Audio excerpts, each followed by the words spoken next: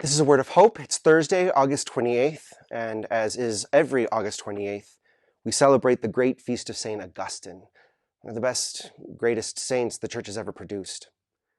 What does St. Augustine have to say to us today? I don't know if you've been following the news or a lot of the commentary that we're hearing within the Jewish community. But within the Jewish community right now, there is a great division happening and a great debate. It's a cultural debate, it's a social debate about what is going on in Gaza and in Israel. It's about identity. It's about what's right. It's about who is right. And there is division. There is this tension. And we're hearing over and over about this great challenging of one another about what it means to be Jewish. And what does it look like? St. Augustine lived in a very similar time. After the church comes out of its era of persecution, which had been its entire existence up until that point, there was a great division in the church about what does it mean to be a real Christian? What do you do to those who may have not been faithful, who've lapsed, who didn't hold strong and capitulated out of fear? What does it mean to be a Christian? What is that identity?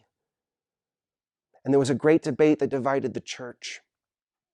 And Augustine came up as a figure through his own life, both in a striving for the search for truth, but also having to face his own demons and his own weaknesses, the capacities of his self to delude himself about what is right and wrong, as well as to hold too much to his own pride and vision of the world.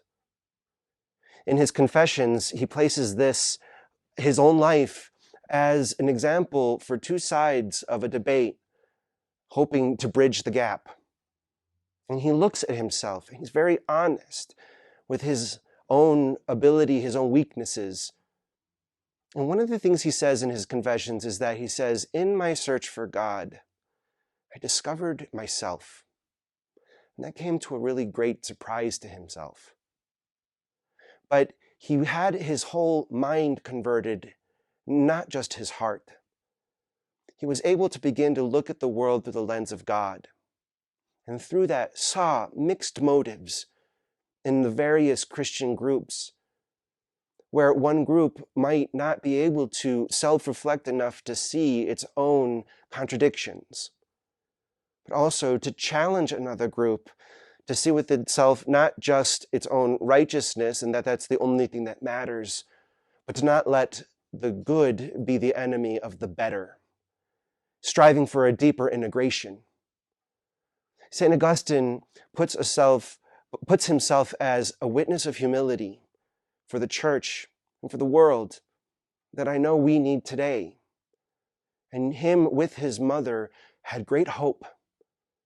May their intercessions today help us begin to distinguish and discern God's heart, that it may allow us to rest in God's heart so that our eyes may be those of God, so that we can be in the world as God needs us to be in the world. That the goodness and truth that we seek is that integral, one of integrity of mind and heart that only God can truly have well. St. Augustine and St. Monica give us hope and give us the example for us to be preachers in the world today. God bless.